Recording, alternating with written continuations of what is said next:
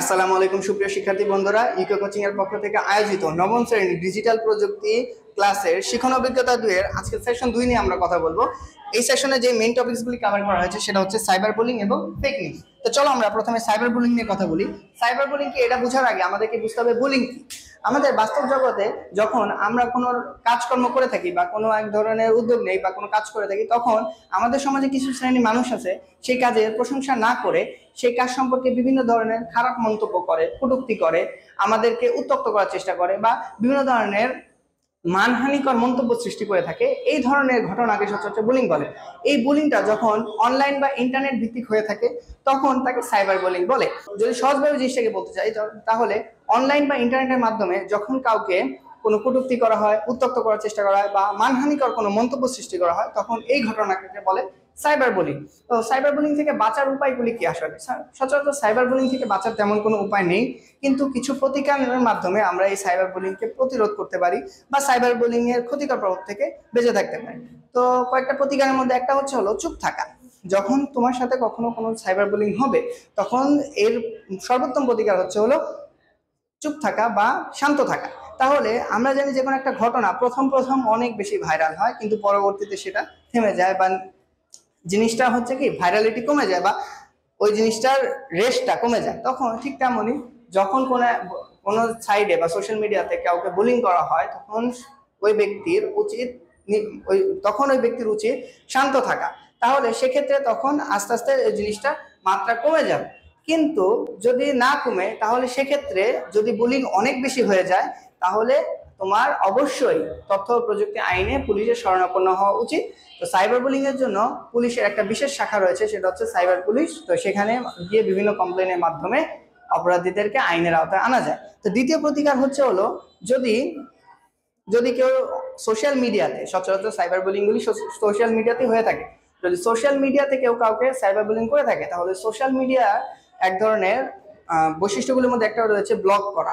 ঠিক আছে, তুমি চাইলে যে কাউকে তোমার প্রোফাইল থেকে ব্লক করে রাখতে পারো। কেউ যদি তোমার কমেন্টে বিভিন্ন ধরনের, শুধু কমেন্টে না, অনেক সময় মেসেজ, ডাইরেক্ট মেসেজ অথবা তোমার কোন একটা পোস্টকে সে শেয়ার করার মাধ্যমে ক্যাপশনে উল্টাপাল্টা লিখেও অনেক প্রকার বুলিং করা হয়ে থাকে। তাহলে সেক্ষেত্রে এই ধরনের বুলিং থেকে বাঁচার উপায় হলো তোমার সোশ্যাল মিডিয়া থেকে যারা বুলিং করে তাদেরকে ডিলিট করে দেওয়া বা ব্লক করে দেওয়া। তো মোটামুটি এই কয়েকটা প্রতিকার যদি কেউ মেনে চলতে পারে এবং যদি সাইবার বুলিং এর মাত্রা অসহনীয় পর্যায়ে চলে যায় তখন সে আইনের শরণাপন্ন হতে পারে, পুলিশের সাইবার ইউনিট তাকে সহায়তা করবে। এই ছিল সাইবার বুলিং সম্পর্কে কয়েকটি প্রতিকার। আশা করি তোমরা বুঝতে পেরেছো। তাহলে আমরা ফেক নিউজে চলে যাই। ফেক নিউজ জিনিসটা কি? যখন কোনো ভুল তথ্য বা বিভ্রান্তিকর তথ্যকে সংবাদ হিসাবে উপস্থাপন করা হয় তখন তাকে ফেক নিউজ বলে।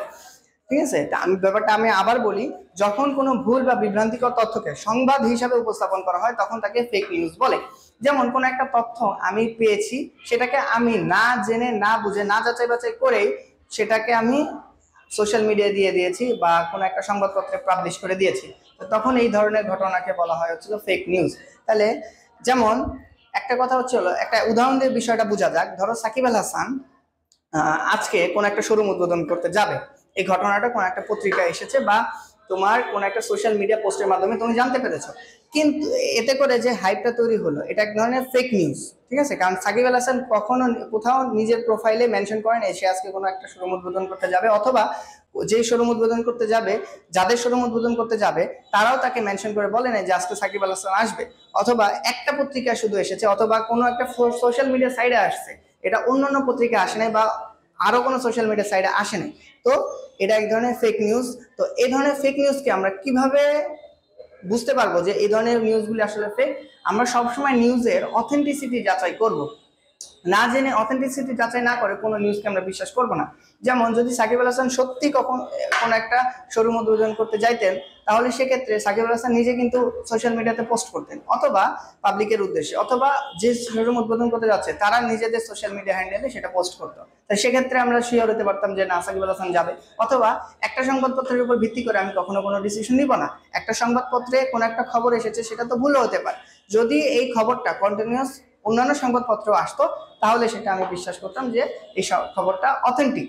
ঠিক আছে, তাহলে সেক্ষেত্রে ফেক নিউজকে আমি আশা করি বুঝতে পেরেছো, এবং ফেক নিউজ কিভাবে যাচাই করবা বা এর অথেন্টিসিটি কিভাবে যাচাই করবা আশা করি তোমাদের ক্লিয়ার হয়ে গেছে বিষয়টা। তো আজকের ক্লাসে এই, আমরা নেক্সটে সেশন 3 নিয়ে কথা বলবো। তো যদি এই রিলেটেড কোনো সমস্যা তোমাদের থেকে থাকে তাহলে অবশ্যই কমেন্টে জানাবা। টিল দেন, আল্লাহ হাফেজ।